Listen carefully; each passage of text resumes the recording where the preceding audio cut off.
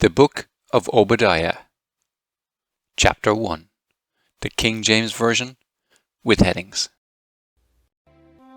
The vision of Obadiah.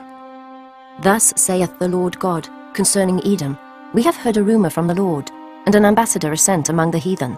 Arise ye, and let us rise up against her in battle. Behold, I have made thee small among the heathen. Thou art greatly despised. The pride of thine heart hath deceived thee. Thou that dwellest in the clefts of the rock, whose habitation is high, that saith in his heart, Who shall bring me down to the ground?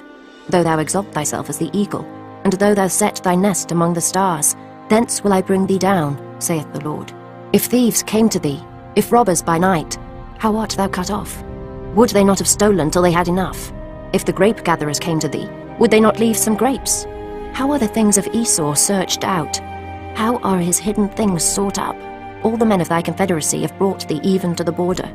The men that were at peace with thee have deceived thee, and prevailed against thee. They that eat thy bread have laid a wound under thee.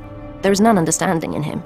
Shall I not in that day, saith the Lord, even destroy the wise men out of Edom, and understanding out of the mount of Esau?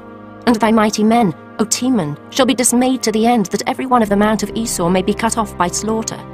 For thy violence against thy brother Jacob, shame shall cover thee, and thou shalt be cut off forever. In the day that thou stoodest on the other side, in the day that the strangers carried away captive his forces, and foreigners entered into his gates, and cast lots upon Jerusalem, even thou wast as one of them. But thou shouldest not have looked on the day of thy brother, in the day that he became a stranger, neither shouldest thou have rejoiced over the children of Judah, in the day of their destruction, neither shouldest thou have spoken proudly in the day of distress. Thou shouldest not have entered into the gate of my people in the day of their calamity. Yea, thou shouldest not have looked on their affliction in the day of their calamity, nor have laid hands on their substance in the day of their calamity. Neither shouldest thou have stood in the crossway, to cut off those of his that did escape. Neither shouldest thou have delivered up those of his that did remain in the day of distress. For the day of the Lord is near upon all the heathen. As thou hadst done, it shall be done unto thee. Thy reward shall return upon thine own head. For as ye have drunk upon my holy mountain, so shall all the heathen drink continually. Yea, they shall drink, and they shall swallow down, and they shall be as though they had not been. But upon Mount Zion shall be deliverance, and there shall be holiness, and the house of Jacob shall possess their possessions.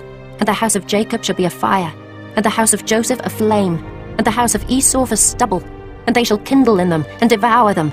And there shall not be any remaining of the house of Esau, for the Lord hath spoken it. And they of the south shall possess the mount of Esau, and they of the plain the Philistines. And they shall possess the fields of Ephraim, and the fields of Samaria. And Benjamin shall possess Gilead, and the captivity of this host of the children of Israel shall possess that of the Canaanites, even unto Zarephath. And the captivity of Jerusalem, which is in Sepharad, shall possess the cities of the south. And saviours shall come up on Mount Zion to judge the mount of Esau, and the kingdom shall be the Lord's. And this concludes the Book of Obadiah.